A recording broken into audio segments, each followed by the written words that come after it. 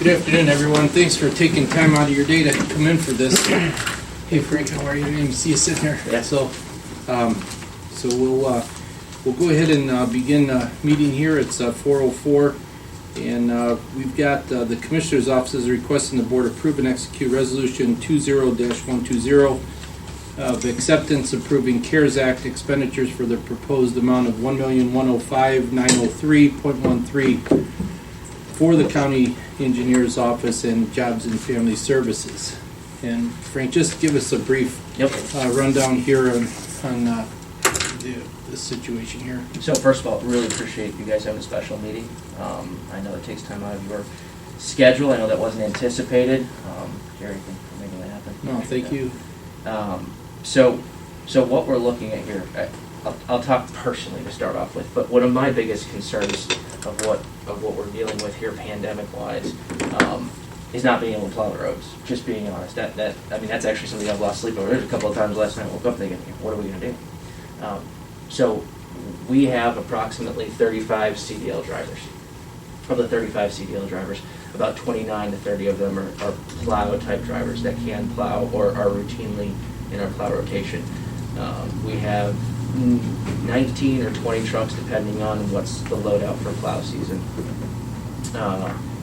One of the issues that concerns me is if we're sharing all these trucks, we're in a situation where someone's in there for 8 to 12 hours at a time.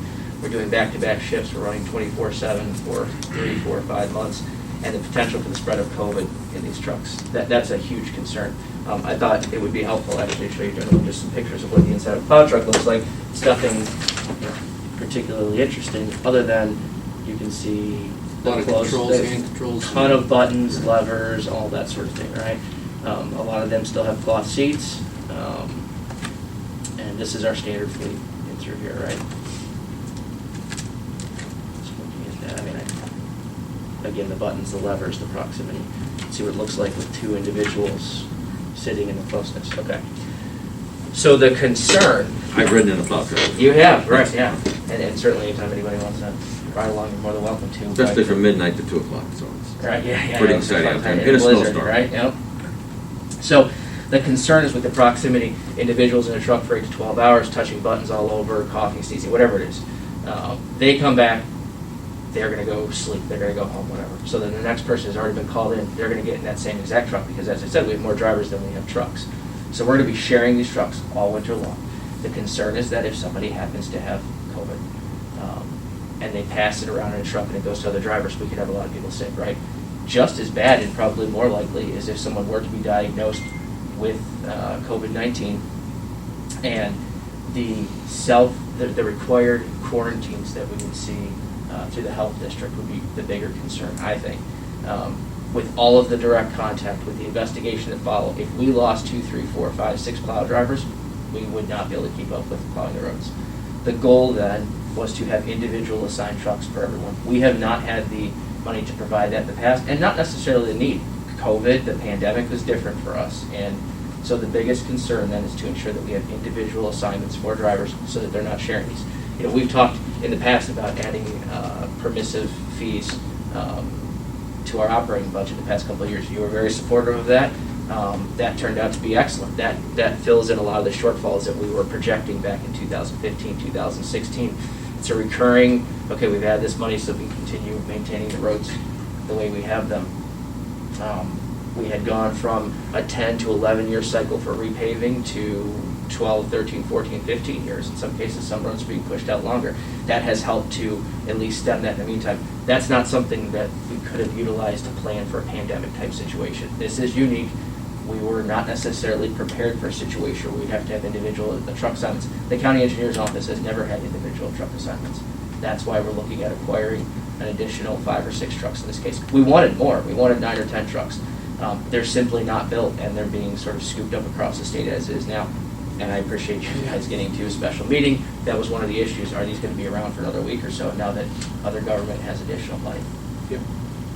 I guess just a couple words that I would say is I think that this, I think that this gives us an opportunity also. It's just like with the sheriff's office where they have assigned patrol cars. there's a certain level of responsibility, there's a certain level of pride because this truck is assigned to you. You're going to take care of it, and if something goes wrong, guess who probably did it, you know?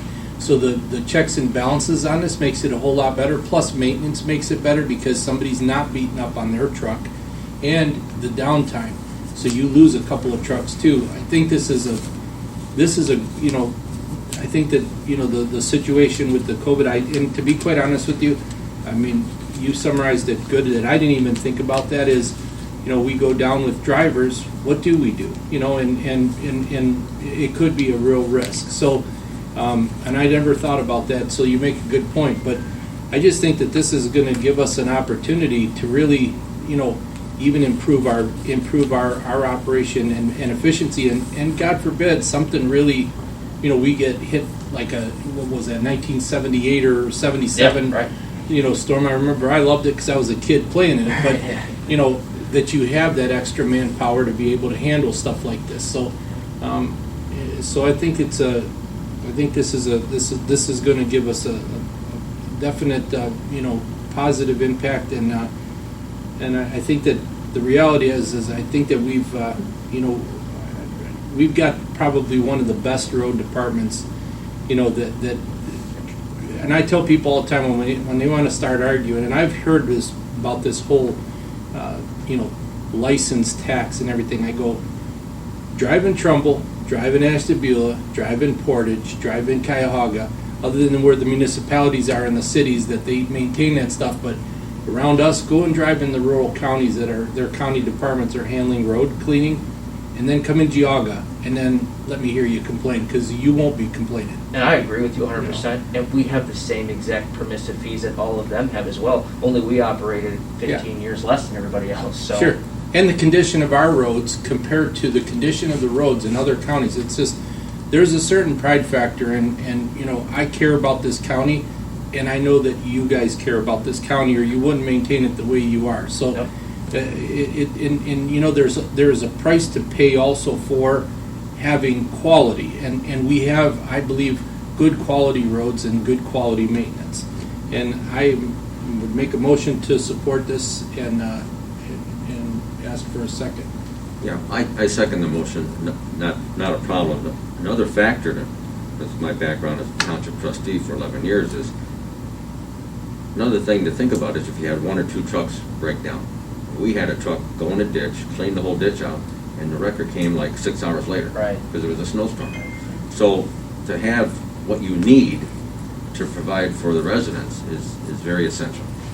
So, Yeah, and a lot of that redundancy, we're already taking care of 3 townships as it is plowing. So, you know, there was a time where a township could call us and say, hey, we lost our driver, we lost a truck, can you help us? Currently, we would have to say no, because we're already completely covering 3 townships. So Yeah, this and- does give us the ability to Totally. help someone else out. Yeah. No different than when Chardon burned down here, they lost everything. We sent them some trucks over and helped them out. It was, Yeah. you know, they lost all their plow trucks. Yeah. It does give us some flexibility. And I, you know, and that's another great point, you know, to be able to have the equipment, you know, it's just like in construction companies, small construction companies, what's their most difficult challenge is equipment to be able to handle more and grow. Right. And in a situation like this, if we have to reach out to one of the other townships that everybody is struggling financially, you know, every year, more and more difficult. If there's a way that we could, you know, lend a helping hand and do something, I think it's about us, you know, as a Absolutely. county, and I think that this is good. Yeah. because if we don't capture this money, then possible other counties or, Yeah. you know, would Absolutely. scoop up that money as well, so. And the trucks, that's another concern. A lot Right. of they sit there after Sure. everyone else. Especially during COVID, all the manufacturing plants were shut down. Yeah. So there's a need for different vehicles and trucks and everything else, so. And Geauga County winters are a lot different than Athens, Ohio, or Yeah. Cincinnati, so. Absolutely. So then now, My vote is yes. I,